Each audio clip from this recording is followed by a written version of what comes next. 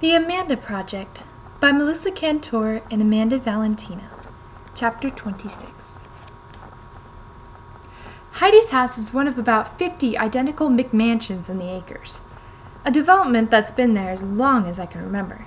I'm pretty sure the only thing my mom hated more than racism, homophobia, light pollution, and the Riviera was the Acres.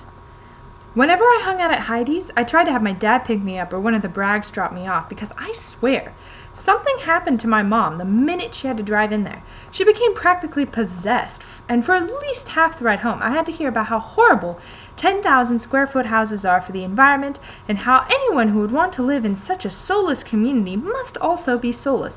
And how, if one of the people who lived in one of the houses accidentally walked into the wrong one some night, which wouldn't have surprised her since they all look exactly the same, he probably wouldn't even notice since the families inside the houses were as identical and one-dimensional as the buildings themselves.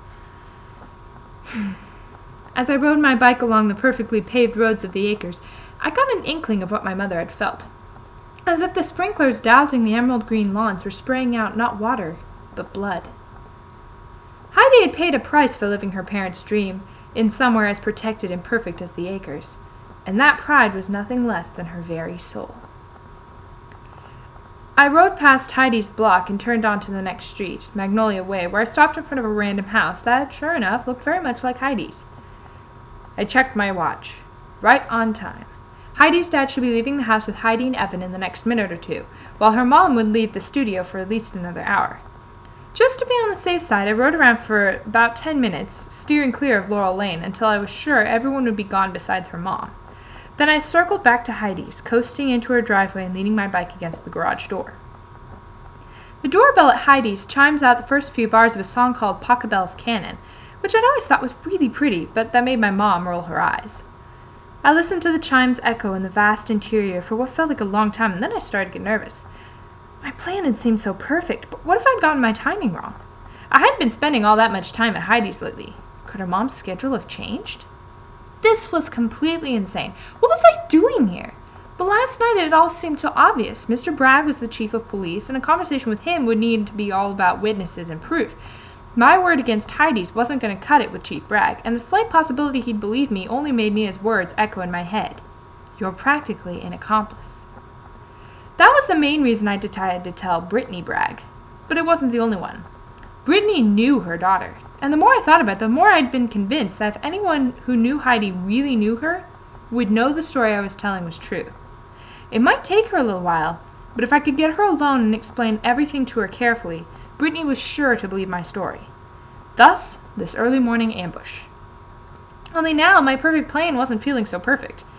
Why wouldn't the wife of the police chief recognize that I was an accomplice just as her husband would? There had to be a better way. An anonymous note? Better yet, a note from Amanda. I mean, this had been kind of her idea. If the door hadn't opened right at that moment, I'm not sure what I would have done, but it did, and I found myself face to face with Brittany Bragg, Heidi's mom. She wore an irritated expression when she opened the door, but when she saw it was me, her face softened, which was kind of ironic given what I was about to say. Callie, what a nice surprise. Are you looking for Heidi? You just missed her. Brittany Bragg always delivered even the most mundane information like it was a piece of breaking news. I could practically hear the cameras whirring as she told me Heidi had left for school. The next word out of her mouth would have been, "Back to you, Chuck." Actually, I was kind of hoping to talk to you, I said. Her hand fluttered to her throat, as if she were so flattered or surprised she didn't know what to say. She was probably just totally confused, but she never would have shown it. Brittany is even more unflappable than Heidi. In that case, come in, she said. As I stepped inside, she shut the door behind me and then led the way into the kitchen. I tried to dress in a way that seemed serious, almost professional, but my black wool skirt and off-white cardigan just seemed fussy compared with Brittany's no-frill yoga pants and tank top. It didn't help that even though she was way older than me, she has a perfect body, perfect skin, and perfect hair. Whenever she saw Heidi's mom, my mom inevitably made at least one snide comment afterward about how much they could do with silicone. I'd always thought she was just being critical, but walking behind Brittany Bragg and seeing how flawless and sculpted every part of her body was, I couldn't help wondering if my mom was right. Could all the yoga in the world possibly make a person look that much like Barbie?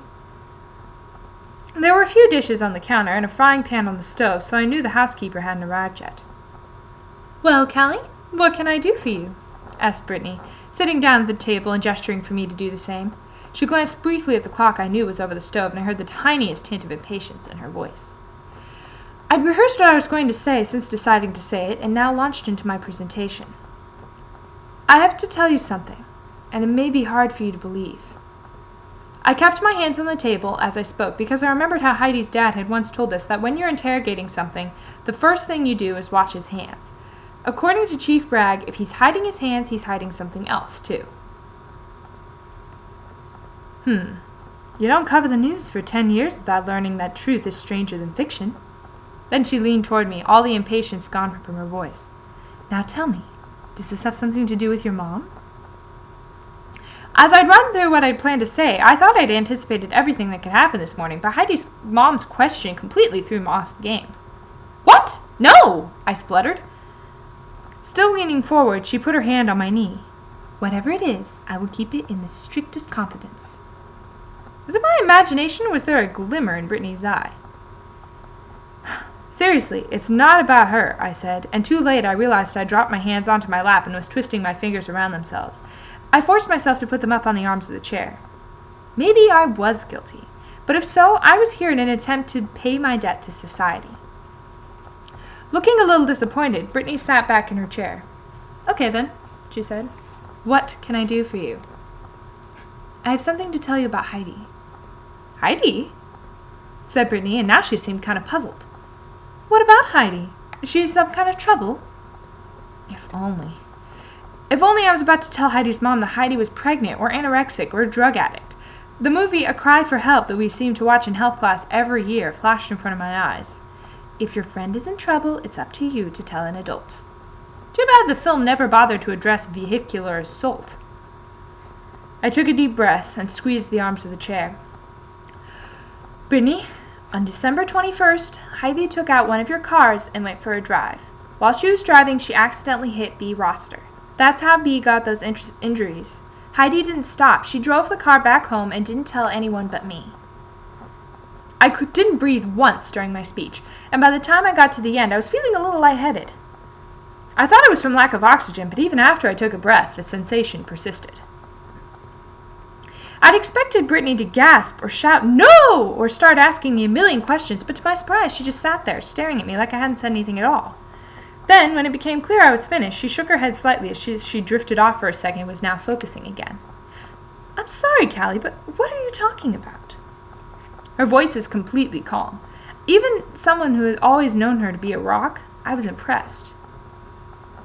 Did she want me to tell her the whole story again?" I took a deep breath. "On December 21st, Brittany waved her hand between us as if there was cigarette smoke blocking our view of each other and she was trying to clear it away. "Yes, I heard you the first time." "Then what?" "Callie, do you honestly expect me to believe that my daughter actually—" She stood up and crossed over to the island in the middle of the room, where she picked up a glass of water, went to take a sip, and then put it down without touching it to her lips. "I am so sorry," I said. "I know this must come as a total shock." I wasn't sure if I should walk over to her or just stay where I was. But Heidi's mom didn't seem to be listening to a word I was saying. "A total... Callie Leary, this is the most revolting lie I have ever heard in my life. How dare you come into my home and start spewing such outrageous stories about my daughter?" She spun around to face me, and the hand she pointed to my face was shaking violently. It felt like she could barely contain herself from flying across the kitchen and scratching at my face with her perfect oval nails. I stood up. "You can't really think I'd lie about something like this. Why would I?" I'd expected her to be shocked, but it had never occurred to me that she'd think I was making the whole thing up. "Why would you? I have no idea. Because you're clearly a very, very disturbed young woman, that's why. First your mother abandons her family, then your father goes crazy." "My father is not crazy!" I shouted. Heidi's mom kept talking like I hadn't said a word. "Those parents, it's no wonder you'd spew such horrible, such outrageous—" I'd never seen anyone so mad. There were flecks of saliva at the corners of her mouth, and her eyes were little more than slits. "Leave my parents out of it! I shouted. "And we're talking about your daughter who stole your car, who ran a totally innocent girl off the road and nearly killed her." "Get out of my house!" Brittany was pointing at the door and taking deep breaths as if they were meant to calm and they weren't doing a very good job. "Get out of here! Get out of here, you little monster!" "I am not a monster!" I yelled. "Your daughter is the monster!" And with that, I raced for the front door, threw it open, hurled myself onto my bike. Riding so fast, I almost collided with a FedEx truck that was pulling onto the block. The loud honking of the driver's truck seemed like the punctuation to Heidi's mom's accusations, and it took the entire ride to school for the both of them to fade.